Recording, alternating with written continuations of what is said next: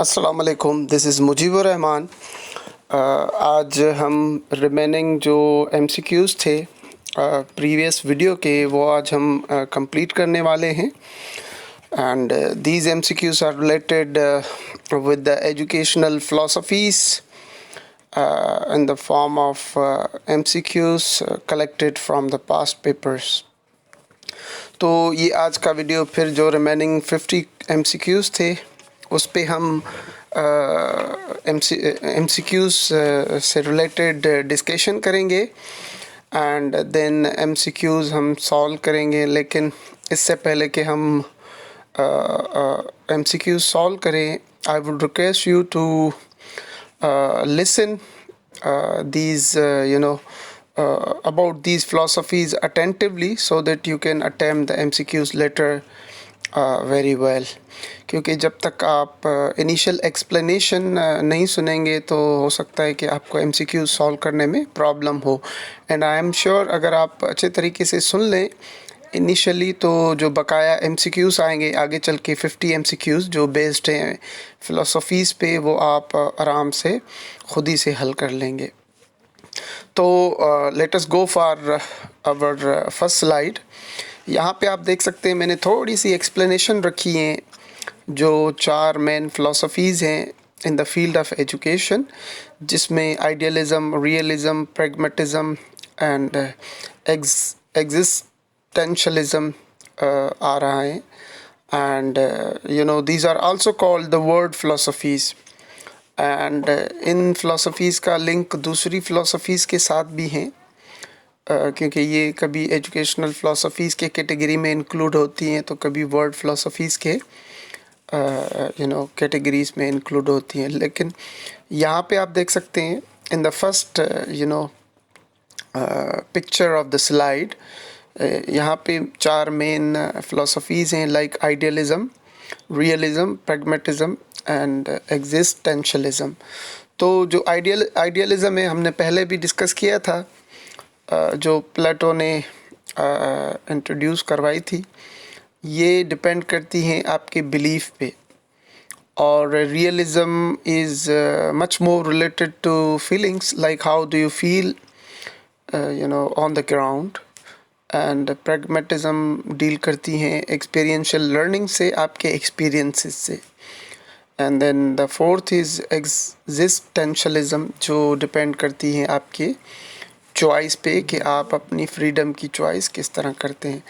ये एक किस्म की इनकी इम्प्लाइड मीनिंग की एक्सप्लेनेशन थी। अब हमको देखें थोड़ा सा और कि ये जो फ़िलासफ़ीज़ हैं इनका ताल्लुक़ और कौन सी फ़िलासफ़ीज़ से हैं। यहाँ पे आप देख सकते हैं कि आइडियलिज़म और रियलिज़म इनका कनेक्शन एसेंशियलिज़म से। इसका मतलब ये है कि जो आइडियलिज़म में और रियलिज़म इनके कंपोनेंट्स और एसेंशियलिज़म जो एक ख़ुद एजुकेशनल फ़िलासफ़ी हैं उनका आपस में ताल्लुक़ हैं।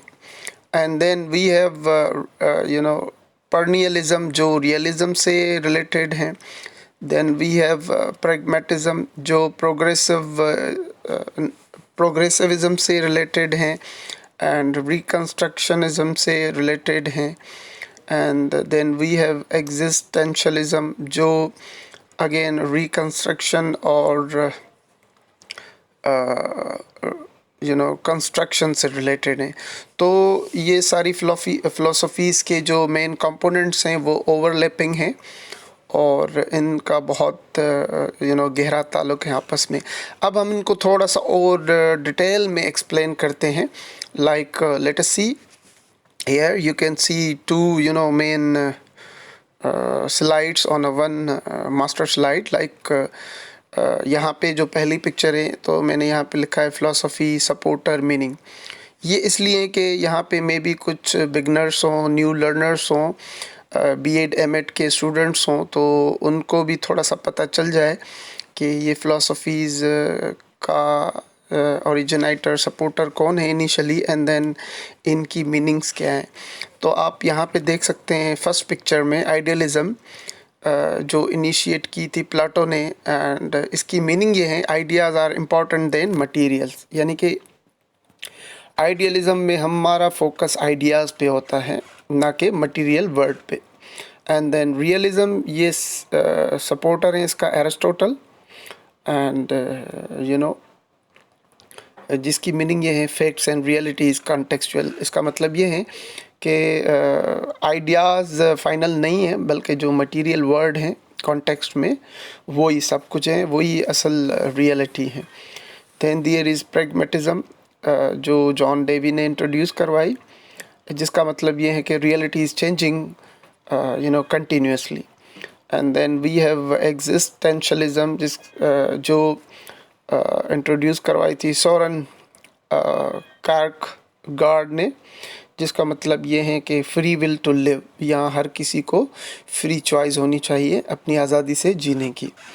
तो ये मैंने जस्ट आपको ये बताया कि ये फ़िलासफ़ी, इस फ़िलासफ़ी का इनिशिएटर, ओरिजिनेटर या सपोर्टर कौन है, मेन सपोर्टर इनिशियली। बाकी आगे चल के इनके सपोर्टर बढ़ते रहे और डिफरेंट थे, ये इनके ओरिजिनेटर थे। और इनकी फ़िलासफ़ीज़ की मीनिंग क्या है, और आज जो फ़िलासफ़ीज़ हम ऑन ग्राउंड जिस पे फोकस करेंगे वो ये 4 फ़िलासफ़ीज़ होंगी, and there are many others other than these.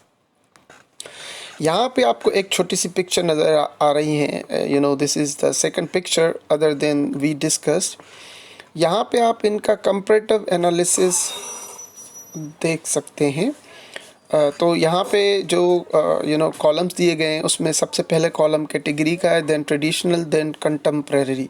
इसका मतलब ये है कि यानी कि ये जो फ़िलासफ़ीज़ हैं इनका आपस में कौन सा ताल्लुक़ है, और कौन सी फ़िलासफ़ी से बहुत ज़्यादा इंटर रिलेटेड ओवरलैपिंग है। हम देखते हैं कैटेगरी जिसमें फ़िलासफ़िकल ओरिएंटेशन आता है, तो then you can see here realism and idealism, ये ट्रेडिशनल है, and pragmatism is contemporary.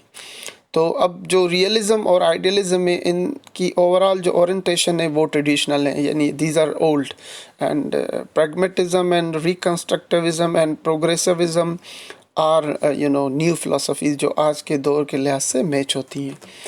And then we have theoretical orientation, perennialism है, एसेंशियलिज्म है, ये ट्रेडिशनल है, and then progressivism and reconstruction से रिलेटेड जो भी फ़िलासफ़ीज़ हैं वो कंटेम्प्रेरी हैं। And then direction in time क्या है कि जो ये रियलिज़म, आइडियलिज़म, पर्नियलिज़म और एसेंशियलिज़म है, ये प्रिजर्व करती हैं पास्ट को, like because these are based on values, ethics and character building, and much more related to the past world, which focus on preserving the culture and artifacts and many more things related to our environment. And then ये जो contemporary philosophies हैं उनका जो main purpose है वो growth है, reconstruction है, society को चेंज करना है, सोसाइटी को शेप करना इन अ डिफरेंट डायमेंशंस, ताकि सोसाइटी में और ज़्यादा अच्छी पॉजिटिव चेंजेस आए। And then what is the educational value for traditional, these are fix, absolute and objective, जबकि जो कंटेम्प्रेरी फ़िलासफ़ीज़ हैं वो चेंजेबल हैं, सब्जेक्टिव हैं, रिलेटिव हैं, and they are changing continuously from context to context, their realities are different. And अगर इनका educational process देखें तो जो ट्रेडिशनल है वो फोकस करती हैं टीचिंग पे। जी, तो ये एजुकेशनल प्रोसेस यहाँ पे इनका फोकस होता है टीचिंग पे, और ट्रेडिशनल में फोकस होता है टीचिंग पे, और जो कंटेम्प्रेरी हैं इनका फोकस होता है एक्टिव सेल्फ लर्निंग, या ये स्टूडेंट सेंटर्ड अप्रोचेस होती हैं। तो फाइनली यहाँ से हम देख सकते हैं कि यहाँ पे बहुत सारी जो फ़िलासफ़ीज़ जो आज हम डिस्कस करने वाले हैं, जिनके MCQs हम हल करेंगे, उनमें से जो रियलिज़म, आइडियलिज़म, पर्नियलिज़म, एसेंशियलिज़म है, ये मतलब पुरानी और ट्रेडिशनल फ़िलासफ़ीज़ हैं, और आजकल के दौर से जो मैच हो रही हैं, जो काम की हैं, वो हैं प्रैग्मेटिज़म, प्रोग्रेसिविज़म, रिकंस्ट्रक्शन। तो ये बहुत इम्पोर्टेंट है। तो let us go to solve MCQs for ये हमने लिखा है यहाँ पे 51। इसका मतलब ये है कि 50 MCQs हमने अपने प्रीवियस वीडियो में हल कर दिए थे, और मे भी कुछ क्वेश्चन हमने यहाँ पे रिपीट किए हों जो हमने पहली वीडियोस में हल किए हों। और इसके अलावा मैं आपको ये भी बताऊं कि ये वीडियो जो पार्ट 2 है, इससे पहले तो ये वीडियो बनाने से पहले हमें बहुत सारी रिक्वेस्ट मिली कि हम फ़िलासफ़ीज़ को थोड़ा और डिटेल में एक्सप्लेन करने, वरना हम तो ये जो 51 से 100 तक MCQs थे वो तो हम वन गो में ही सॉल्व करने वाले थे। बहरहाल ऑन योर रिक्वेस्ट मैंने थोड़ा सा ये और एक्सप्लेन कर दिया, और ये जो आज हमने एक्सप्लेनेशन की है ये हर किस्म के रीडर को, लिसनर को और व्यूअर को हेल्प करने वाली है। तो अब हम थोड़ा सा फास्ट चलेंगे MCQs को हल करते हुए, क्योंकि आई एम श्योर अगर आपने ये प्रीवियस सेशन जो अभी हमने डिस्कस किया अगर गौर से सुना है तो आप MCQs खुद से हल करने वाले हैं, and you will be very accurate and quick at your all MCQs solving process. तो 51 is religious education is strongly advocated by of course, तो इसका होगा आंसर राइट बी, आइडियलिस्ट, क्योंकि जो आइडियलिस्ट होते हैं वो इथिक्स और वैल्यूज़ और इन पे ज़्यादा फोकस करते हैं, so they are much more religious. तो इसका बी आंसर राइट है। Then we have question number 52, which is the most widely accepted method of education according to pragmatics. तो सबसे ज़्यादा जो प्रैग्मेटिस्ट होते हैं वो कौन से मेथड को प्रेफर करते हैं, तो वो होता है लर्निंग बाय डूइंग, जो इंक्वायरी बेस्ड साइंस एजुकेशन और प्रोजेक्ट बेस्ड लर्निंग से ताल्लुक़ रखता है। Okay, question number 53 is education according to pragmatist is a wholly people oriented, wholly society oriented, C wholly purposive, D wholly interdisciplinary. तो ये wholly purposive इसका right answer है, क्योंकि जो प्रैग्मेटिस्ट होते हैं वो कहते हैं कि जो ओवरऑल एजुकेशन है वो पर्पसफुल होनी चाहिए। And then 54 is who among the following is not a follower of pragmatic philosophy। तो विलियम जेम्स बी pragmatic philosophy को प्रेफर करता था, जॉन डेवी तो इसका ओरिजिनेटर था, एंड किल पैट्रिक बी pragmatic philosophy का फॉलोअर था। तो इसमें जो ऑप्शन बी है पेस्टोलॉजी वो राइट हैं, जो pragmatic philosophy को फॉलो नहीं करता था। Question number 55 is what is not associate with the pragmatism, यानी कि यहाँ से कौन सा ऑप्शन है जो प्रैग्मेटिज्म से रिलेट नहीं करता। A purposive education, B experience based education, C freedom based education, D education for self realisation. तो जी प्रैग्मेटिस्ट जो होते हैं उनका सेल्फ रियलाइजेशन से कोई ताल्लुक़ नहीं होता, बल्कि वो बिलीव करते हैं एक्सपीरियंशियल लर्निंग जो एक्सपीरियंसेस के थ्रू आती है, न कि रियलाइजेशन एंड फीलिंग्स के थ्रू। फीलिंग्स के थ्रू तो फिर रियलिज्म फिलॉसफी काम आती है। Then we have question number 56, who emphasise realisation of truth, beauty and goodness is the aims of education. तो ये आइडियलिस्टिक जो होते हैं लोग या फिलॉसफी को जो फॉलो करते हैं वही ट्रुथ, ब्यूटी एंड गुडनेस को एजुकेशन का एम बताते हैं। प्रैग्मेटिस्ट तो डिफरेंट है, रियलिस्टिक तो रियल कॉन्टेक्स्ट में काम करते हैं, and naturalistic are they much more interact with the nature. तो आइडियलिस्ट इसका राइट आंसर है A. Question number 57 is which statement about truth is not correct according to the philosophy of pragmatism, यानी कि pragmatic philosophy से कौन सा statement match नहीं करता, which is not true about pragmatics philosophy. So A is it is made by man, it is ever changing, it is eternal, it is what emerges to be true in actual practice। तो जी जो pragmatism होती है ये कभी भी नहीं कहते कि ये इटर्नल है, यानी ना ख़त्म होने वाली। यस, इनका मतलब यही होता है कि आप ख़ुद से एक्सपीरियंशियल लर्निंग करते हैं, फिर नॉलेज को कंस्ट्रक्ट करते हैं, जो कि कंटिन्यूसली चेंज होती रहती है person to person. So it is not eternal, it is changing, it is made by man, it is changing, it is what emerges to be true in actual practice, but it is not eternal. तो इसका जो right answer है वो C है, it is not eternal, it is not final, it is not हतमी। It can be changed from person to person, time to time and place to place. तो अब हम चलते हैं क्वेश्चन नंबर 58 पे. In whose methodology of teaching experimentation is the keynote. तो कौन सी philosophy मतलब प्रमोट करती है एक्सपेरिमेंट्स को. तो दिस इज़ वेरी इजी. जो प्रैग्मेटिस्ट होते हैं वो प्रेफर करते हैं एक्सपीरियंशियल लर्निंग और एक्सपीरियंसेस को एक्सपेरिमेंट्स को. और आइडियलिज्म तो आइडिया से रिलेटेड है. Existentialism is much more related with the survival and values and all those things, and realism is related with the real context. So iska D right answer hai. Question number 59 is the term progressive education related to. तो हमने पहले जो slide discuss की थी initially introduction में, वहाँ पे आपने देखा था कि जो प्रोग्रेसिव एजुकेशन है वो मच मोर रिलेटेड थी प्रैग्मेटिज्म से, क्योंकि प्रैग्मेटिज्म जो फिलॉसफी है वो मॉडर्न है और वो उसका जो इम्प्लाइड पर्पस है वो भी प्रोग्रेस की तरफ है, चेंज की तरफ है, रिफॉर्मेशन की तरफ है. और realism, idealism and existentialism are very old and traditional philosophies, and they have nothing to do with progressive education. तो इसका right answer B है pragmatism. Question number 60 is who said no fixed aims of education and no values in advance. तो ये progressive educators ने कहा था जो कि मॉडर्न फिलोसफी से रिलेटेड है, क्योंकि कोई भी एजुकेशन का फिक्स एम नहीं होता और जो एम्स होते हैं वो इमर्ज होते हैं फ्रॉम डिफरेंट प्लेसेस. तो ए इसका राइट आंसर है. And question number 61 is which school of philosophy of education stresses the direct study of men and things through tours and travels.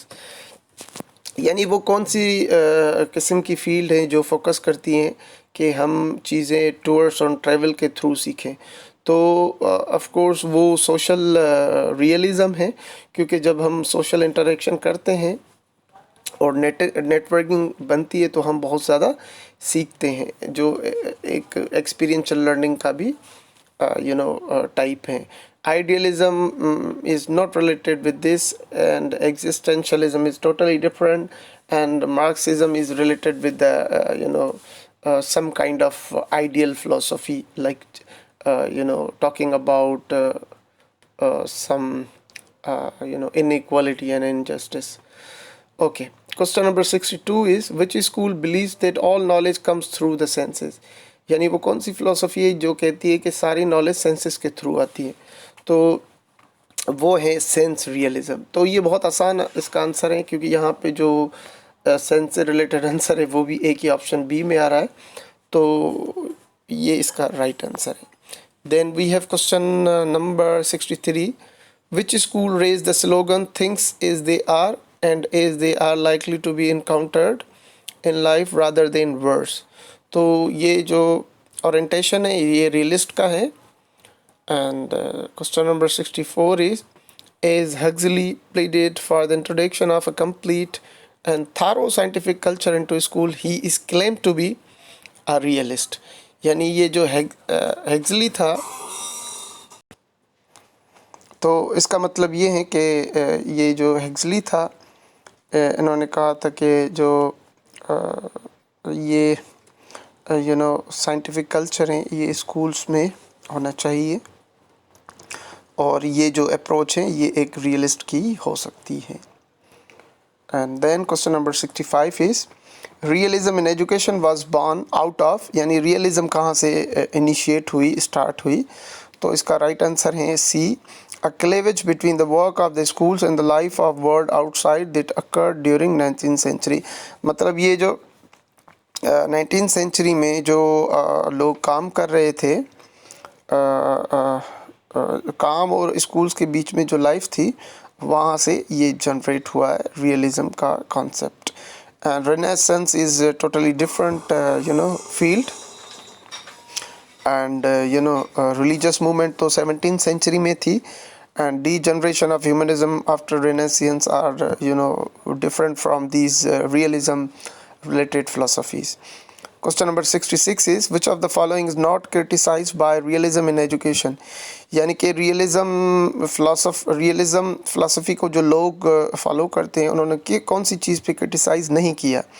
तो इसका राइट आंसर सी है, organising schools in a way that is conducive to practical training in citizenship, यानी कि उन्होंने इस पे कभी criticise नहीं किया कि जो स्कूल्स हैं वो कंडूसिव होने चाहिए या वहाँ पे प्रैक्टिकल ट्रेनिंग होनी चाहिए सिटीजन्स की। तो ऊपर अगर आप तीन ऑप्शन देखें like A, B and D, तो teachers denying the value of school co curriculum activities, ये तो नहीं है। They might have criticise this. Peoples cramming for knowledge, ये भी क्रिटिसाइज होता रहा है। Teaching which drifts away from life of child, ये भी क्रिटिसाइज होता रहा है कि जो टीचिंग किसी बच्चे को डेवलप न करें वो किसी काम की नहीं है। Teaching should be student centred. Question number 67 is in the light of relevant past events contemporary events and their understanding should find a place in the teaching of history. Who maintain this principle? A naturalist, B idealist, C realist, D Marxist. तो ये जो यहाँ पे ये contemporary events से related जो teaching है history में वो रियलिस्ट के अप्रोच में और प्रिंसिपल में इंक्लूड होती हैं। Naturalist, idealist and Marxist are different.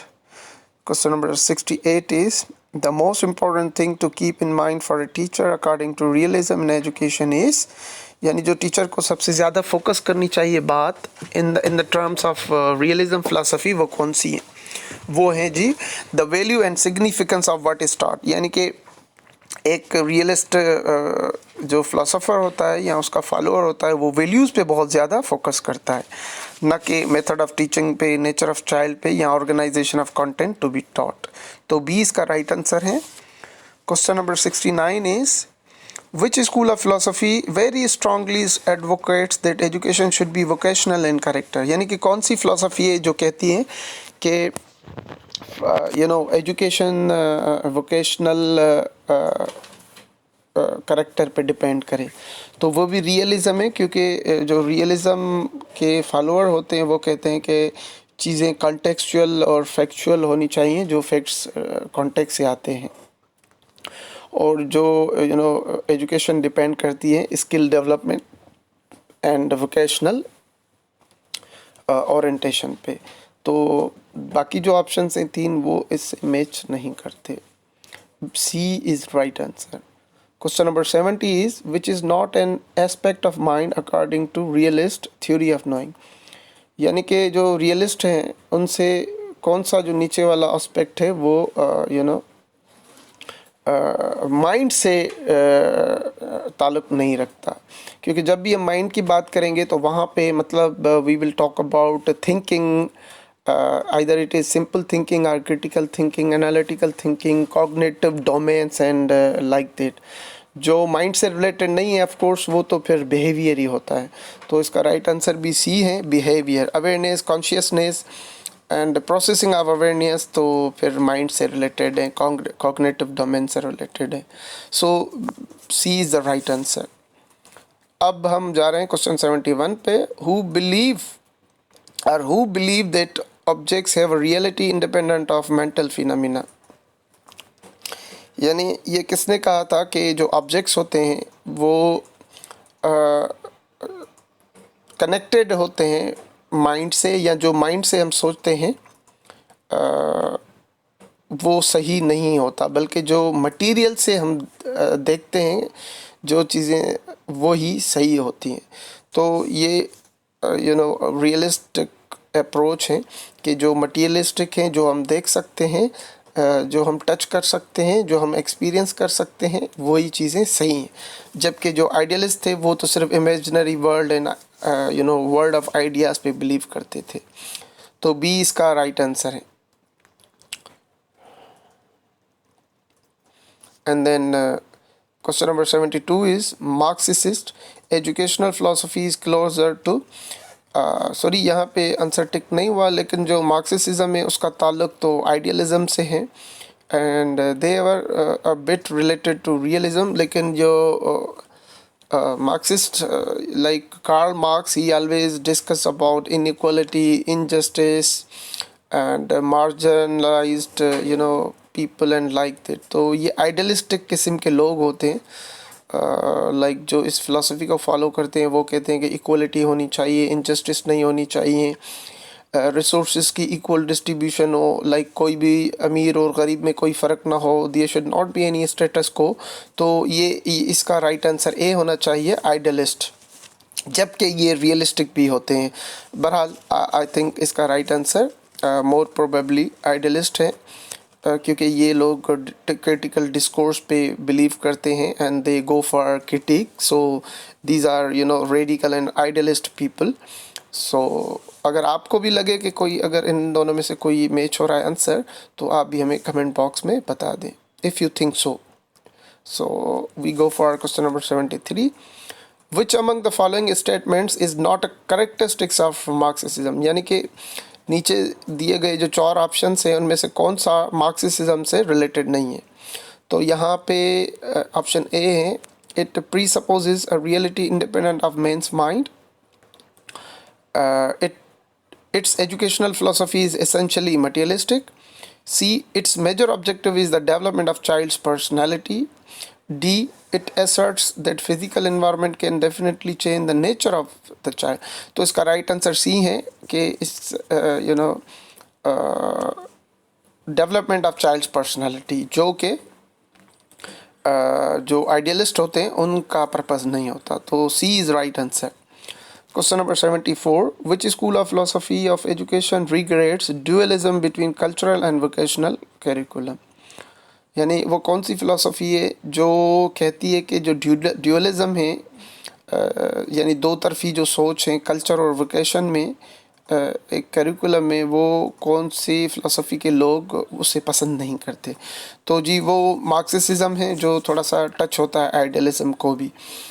तो ये एक्चुअली यहाँ पे ऑप्शन आइडियलिज्म नहीं होना चाहिए था, बट बहरहाल ये जो लोग होते हैं वो मार्क्सिज्म या आइडियलिज्म से रिलेटेड होते हैं, because they think that there should not be duality between culture and vocational curriculum, but they should be, there should be unity among both the components like culture and vocational, or skill development.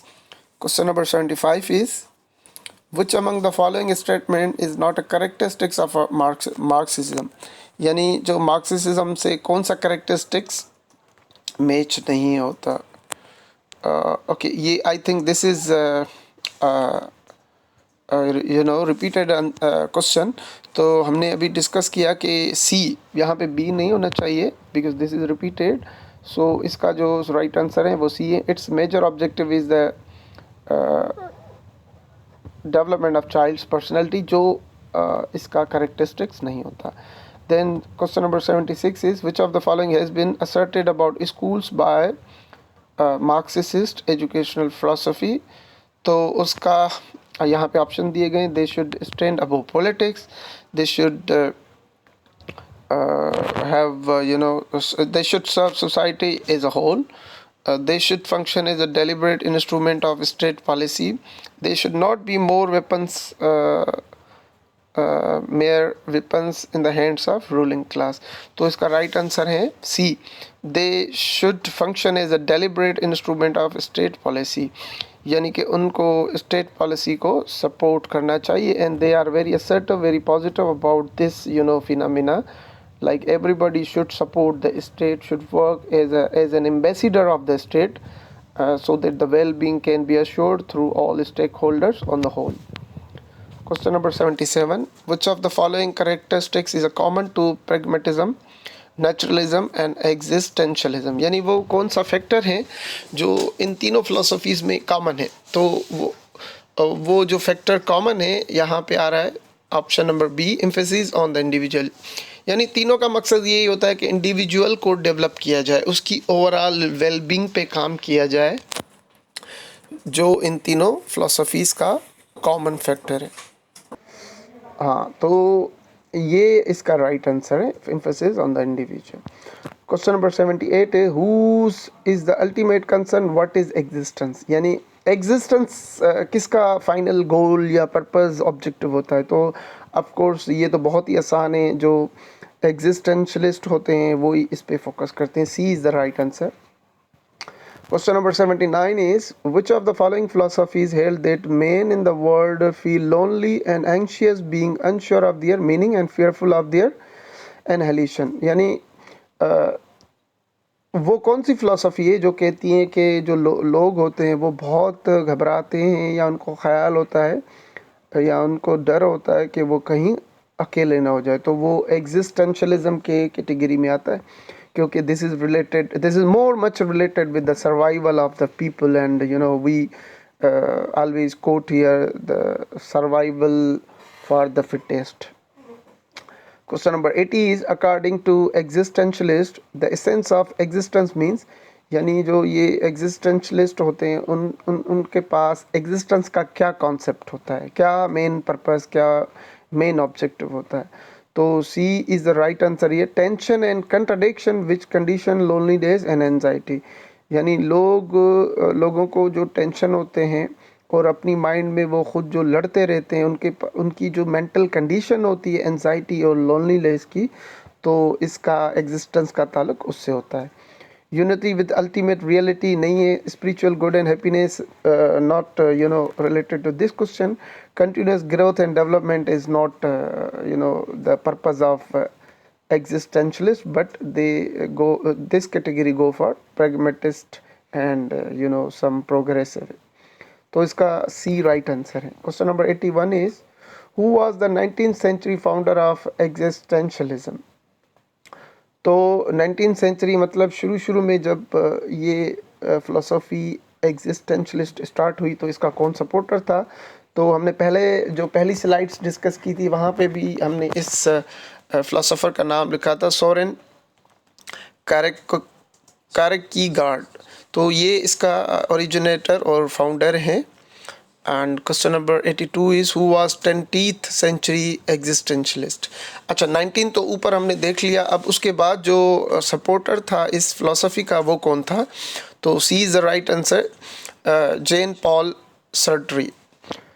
We go for question number 83. Which of the following is more generally acceptable by modern educationists?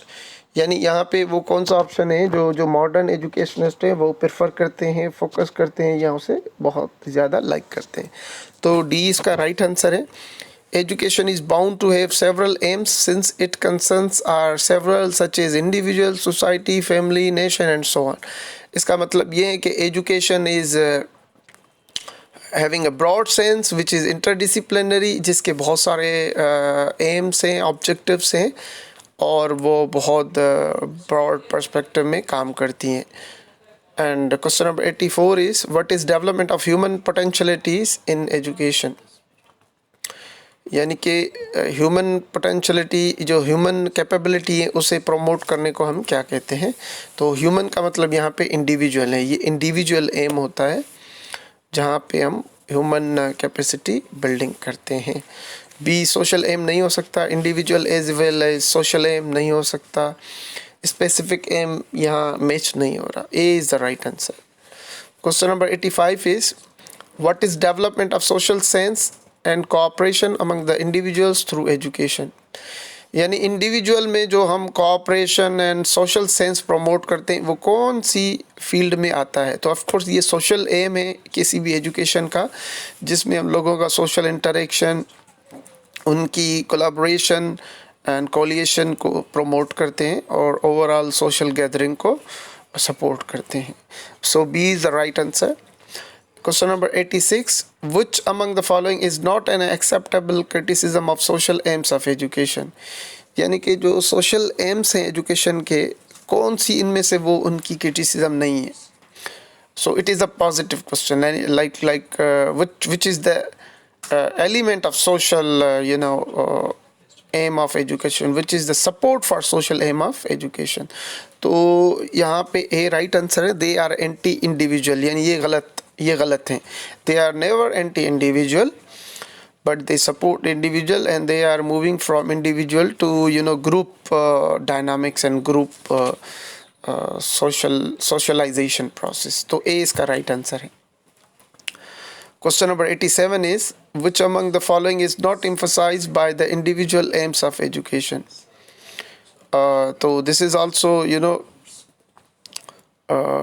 related with individual aims of education. तो development of values of tolerance and non-violence, ये जो है ये individual aims of education में,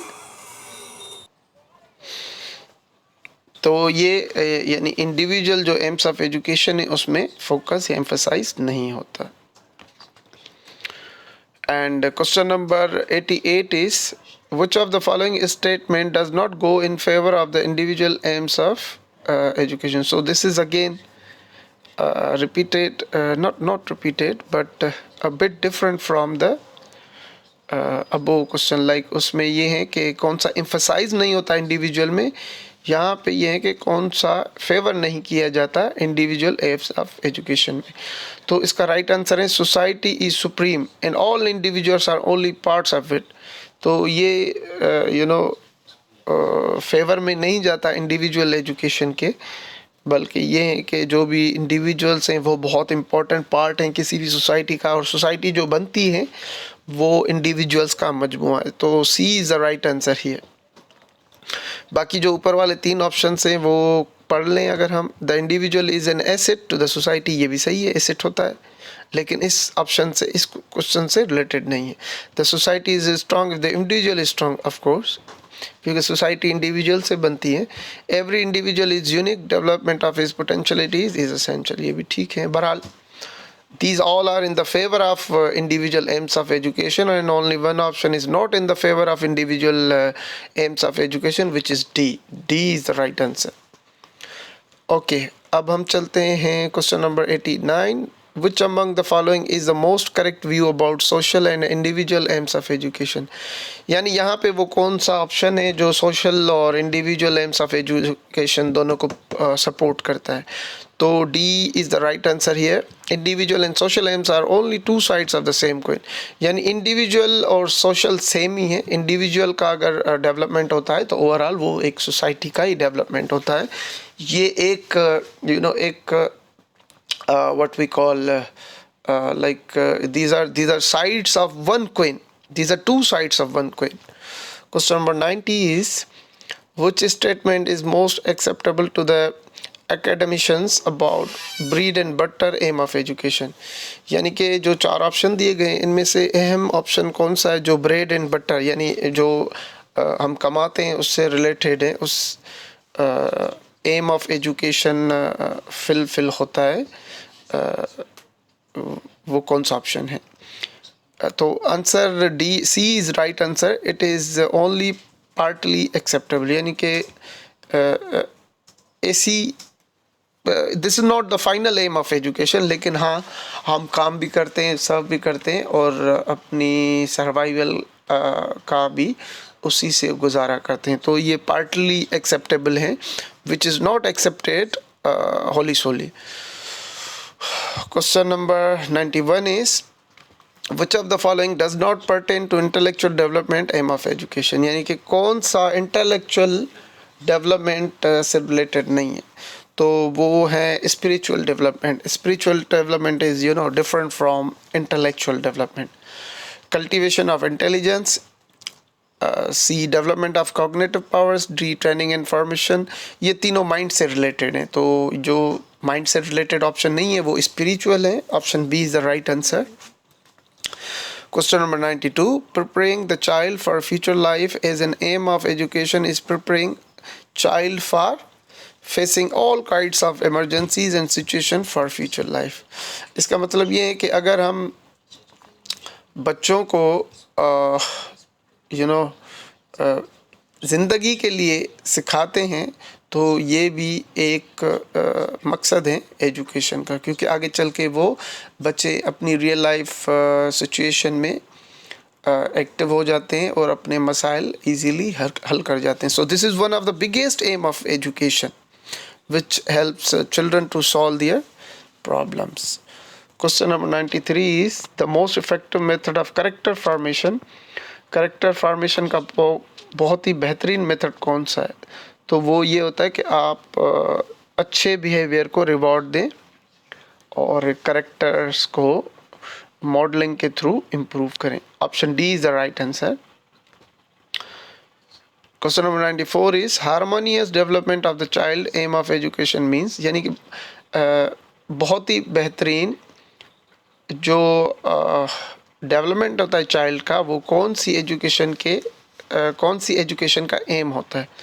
तो C is the right answer. Development of physical, mental, moral, spiritual potentialities of child in a balanced manner. यानी जो भी किस्म की डोमेन्स हैं, स्किल्स हैं बच्चे में, वो सारे बैलेंस्ड हो जाएं, और वो ही होलिस्टिक डेवलपमेंट होता है, जो ही सबसे बड़ा एम है एजुकेशन का, specially in the contemporary society.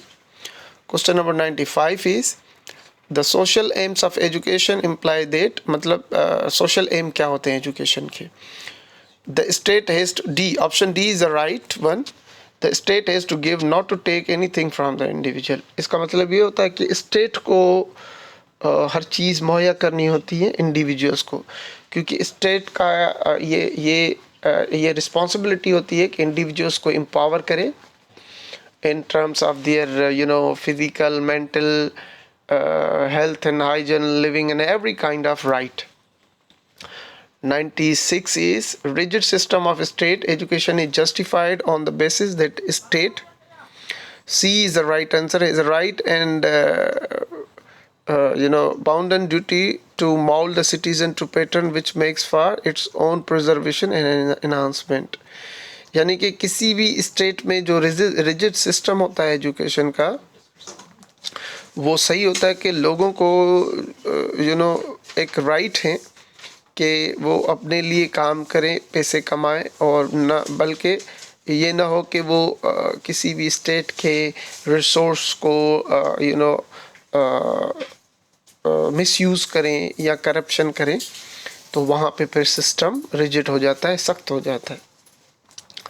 Question number 97 is not there, so we have question number 99 and 100. Two questions are missing. So question number 99 is, according to which philosophy of education childhood is something desirable for its own sake and children should be children. तो ये naturalism का जो Rousseau ने दिया था कि बच्चे तो बच्चे ही होते हैं, बच्चों को नेचुरली हमें सपोर्ट करके और ग्रो करना चाहिए. Question number 100, who emphasised that education should be a social process. किसने कहा था कि एजुकेशन एक सोशल प्रोसेस है. तो ऑफ कोर्स ये तो जॉन डेवी ने कहा था, एंड जो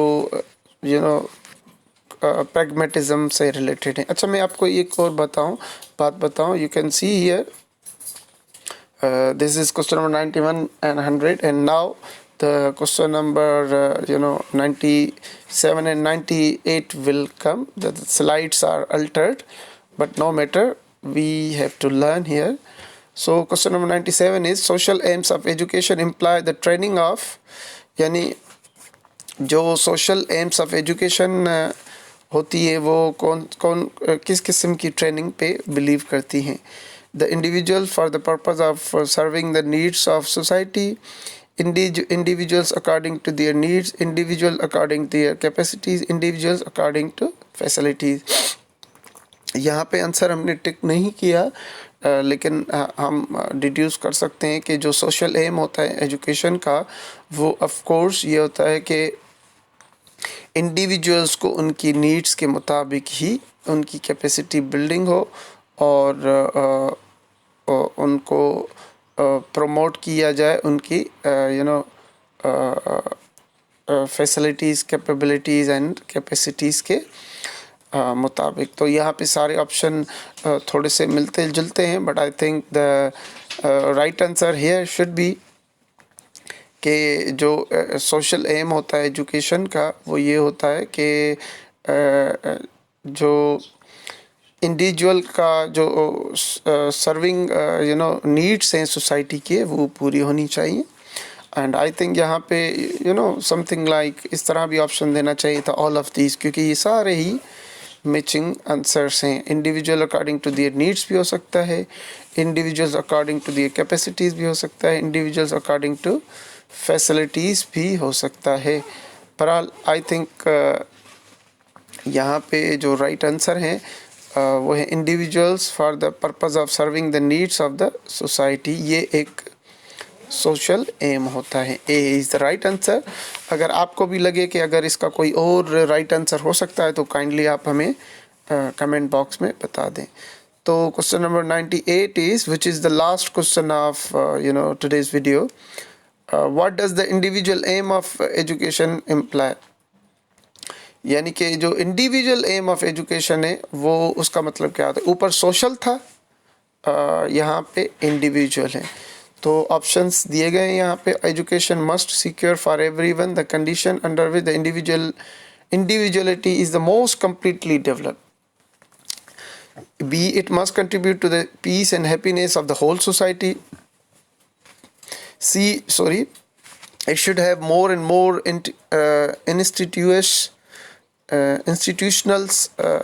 institutions every year. D it should be by the large the concern of the private sector. तो ये लास्ट थ्री ऑप्शंस हैं, तीन हैं B.C.D. ये तो या सोसाइटी या इंस्टीट्यूशन या प्राइवेट सेक्टर की बात कर रहे हैं। तो A is the right answer which is education must secure for everyone the conditions under which the individuality is most completely developed. तो ये आज का वीडियो यहाँ पे ही हम ख़त्म करते हैं, क्योंकि हमने 100 वीडियोस यहाँ पे 100 क्वेश्चंस यहाँ पे सॉल्व कर लिए हैं। एंड होप दैट आपने आज बहुत ही ज़्यादा सीखा होगा। एंड ये सारी जो नॉलेज है, इंफॉर्मेशन है और MCQs हैं, ये आगे चल के आपको डिफरेंट एजुकेटर्स की टेस्ट में, या आप अगर स्टूडेंट हैं B.ed M.ed या M.phil और P.hd के in the field of education तो हेल्प करने वाले हैं। बहरहाल there is always room for improvement. मैंने कोशिश की कि फ़िलॉसफीज़ को बहुत ही सिंपल तरीके से एक्सप्लेन करूं और सिंपल तरीके से हम डिस्कस करें कि इनके राइट आंसर्स क्या हैं। And main is made of many errors. There is always room for improvement. हो सकता है कि मुझसे भी कोई यहाँ पे गलती हो गई हो, तो काइंडली अगर कोई आपकी सजेशन हो, कमेंट हो या कोई फीडबैक हो जिससे और भी हम अच्छे वीडियोस आपके लिए ला सकें, या ऐसे एरियाज़ हो जो आप कहते हैं कि जिसके वीडियो बनने चाहिए, तो हमें काइंडली उसका फीडबैक दें, हमें बताते रहें ताकि हम आपके लिए और भी अच्छे वीडियोस बनाएं और आपके लिए latest and useful information and MCQs लाते रहें। And thank you so much to all the viewers who are in continuous touch with me through my YouTube channel. तो आपकी जो appreciation है वो ही हमसे अच्छे videos बनवाती हैं, and I am sure कि आप appreciate करते रहेंगे और हम आपको अच्छे videos बनाकर और share करते रहेंगे. Finally, thank you so much for watching, listening this video, and I'm sure कि आप अपने दोस्तों के साथ भी ये वीडियो शेयर करेंगे ताकि हम सब मिलके और ये जो थोड़ी सी एक अदना कोशिश की है, मेहनत की है, इससे हम सब फ़ायदा उठा सकें, मैक्सिमम फ़ायदा उठा सकें. So see you very soon with a new video. और अब हम सीरीज़ ऑफ टॉपिक्स चलाएंगे जहाँ पे हम टॉपिक्स को एक्सप्लेन करेंगे, न कि MCQs हल करेंगे. लेकिन अगर हमें रिक्वेस्ट आ जाती है तो हम फिर उस पर्टिकुलर टॉपिक पे MCQs भी बनाएंगे और फिर उसे एक्सप्लेन भी करेंगे और आपके अच्छे फीडबैक एंड इनपुट्स भी उसमें आते रहेंगे. So thank you so much for your cooperation and continuous positive comments. See you soon. Allah Hafiz.